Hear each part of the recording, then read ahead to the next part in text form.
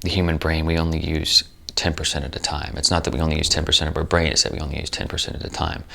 And Zoe's brain is operating 100%, and it's firing all at once, all at the same time. So essentially she doesn't know what's real and what's not, and it's creating this overlap of fantasy and reality, and she's developing telekinetic powers and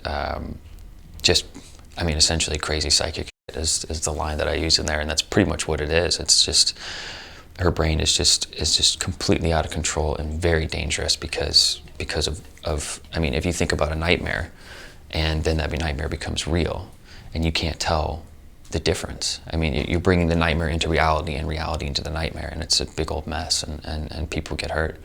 It's very dangerous.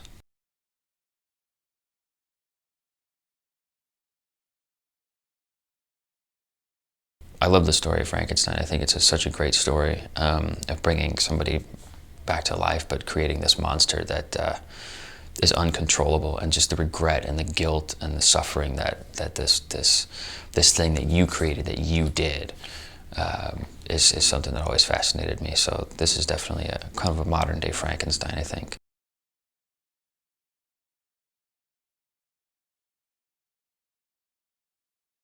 She's got these eyes that are just, she can just stare you down, just do these crazy things. And yeah, she's a very good Zoe. She's meticulous and to the point in her character, and I can't wait to see what she brings to the table.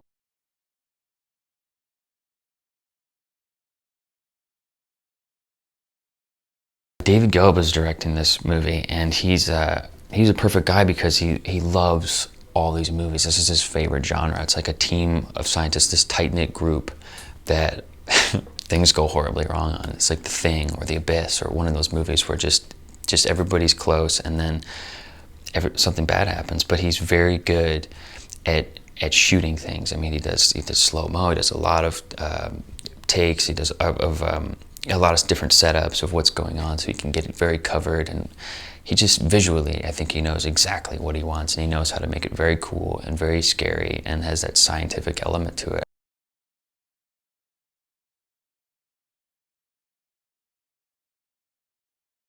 Scary movies are fun to watch. It's fun to experience or to even think about the stuff that is scary and things that you don't want to think about for just, the 2 hours that it is. It's just, you go in there and you feel these intense feelings and the scariness, but then after that it's done, and you're back to your life, and you're back to your popcorn, and you get to get in your car and drive home and laugh about, oh my God, wasn't that the craziest thing you've ever seen?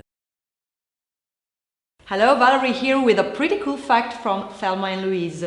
Did you know that Ridley Scott had vetoed the idea of Louise kissing Thelma at the end? But Sarandon did it anyway without telling him.